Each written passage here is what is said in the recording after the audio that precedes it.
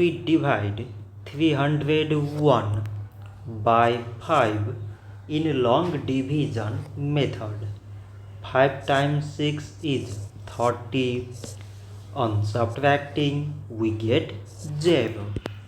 So now we put down this 1 and 5 times 0 means 0. On subtracting we get 1. So now we have no any other number to put it down. So we take here decimal, so that we put 0. So it is 10 and 5 times 2 is 10. On subtracting we get 0. So 301 divided by 5 is 60 decimal 2. So this much for today and thanks for watching.